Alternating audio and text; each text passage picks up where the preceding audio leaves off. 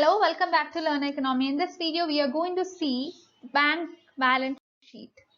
A bank balance sheet is considered to be a key way to draw conclusions regarding whether the bank is running profit or a loss. That means whether the bank's business and resources used are able to finance its lending or not. This is something which is very much evident just by viewing the balance sheet of a bank. The volume of business of a bank is included in its balance sheet for both assets as well as liabilities. That means that it would cover both assets as well as liabilities part. These are the two important headings in the bank's balance sheet.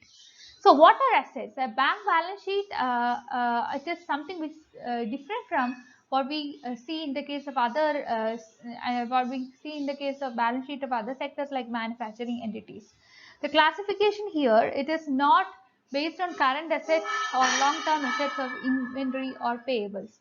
The key highlight here is that the bank assets include securities purchased, loans, financial instruments, etc. The bank's balance sheet liability, which is the next part of bank's balance sheet. It would consist of two parts, asset and liability. Here the liability section looks very different from that of ordinary liabilities. Here the key terms are deposits, securities under repurchase agreement, short-term and long-term borrowings, etc.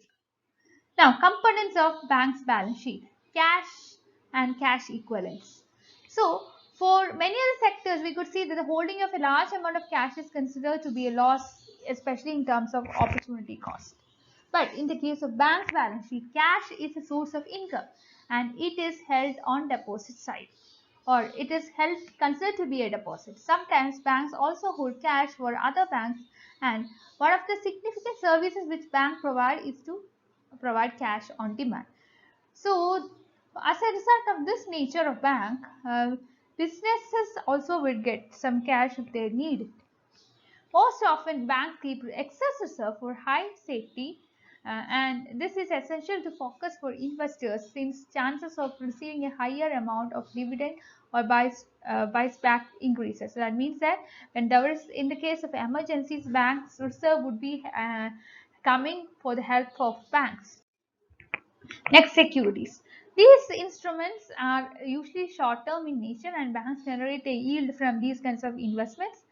Banks own certain kinds of treasuries or municipal bonds, and these securities are liquid and could be easily sold in the secondary market, and these are known as secondary reserves. Next, loans. Lending money and earning interest is one of the primary business of the bank, and this can be termed as the bread and butter of the bank.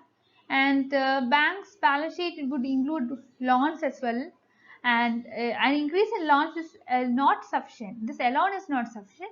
The quality of creditors should be noted, whether they are of good quality or poor quality. Good quality means they will pay the interest on time, and poor quality means they may lead to default, higher default rate, or bad debt. So personal loans are given without any security and hence interest for these loans would remain high. So this is something very important to note. And in the case of mortgage loans, loan is given against a mortgage, and here the interest is lower. But if loan taker defaults on loan, mortgage is claimed by the bank as an so this is what is followed as per the agreement between the lender and the borrower. And banks also provide loans to business. Real estate loans are also provided by banks. Residential loans are given.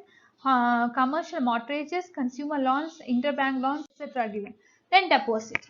So we know that there have been different types of multiple types of deposit. Deposit fall in the liability portion of bank, and it includes money market, saving, and other current account, non-interest bearing account, etc. If bank does not have sufficient deposit, it will not be able to lend. So we have to understand that after a certain point, the debt amount will reach an extent where the bank will not get any credit, and if bank fails to pay on payments, it will lead to crash.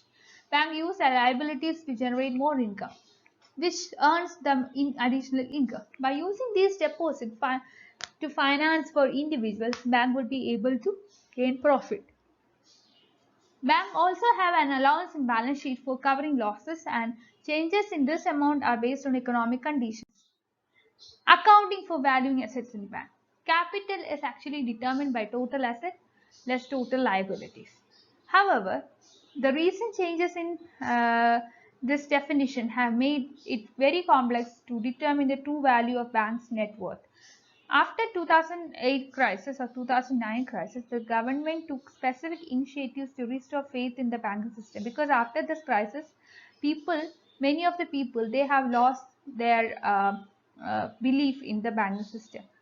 So the banking system was trying some methods to regain this lost faith or lost faith. Yes. Financial Accounting Standards Board has allowed banks to value their assets to at a fair value. Banks are now also allowed to record income on income statement if the market value on debt increases. This change is because the bank would now buy its debt in market and reduce debt amount. Indicators of bank balance sheet analysis. The word default means that failure to meet the interest or payment obligation, and usually the non-performance ratio is expected percentage indicating number of loans given, which is expected fail. And this comparison helps in understanding if the bank has sufficient fund to meet if there is any kind of emergency. Widely used ratios are non-performing loans customer loans, or non-performing loans customer loans plus collateral, non-performing loans by average total asset, and all resources by average total asset. Non-performing assets or loans ratio, which is used to measure the overall quality of banks and entire loan.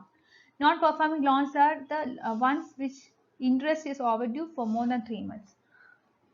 Third ratio is especially significant for institutions that are already in bad place, where when a ratio crosses a benchmark, it is considered a strong sign of insolvency.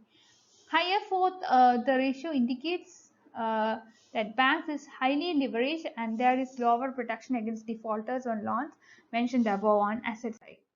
So that's all. Please like, share, subscribe to this channel. Uh, be a part of my Telegram group and Telegram channel. I will be providing the links of the same in the description box. Thank you.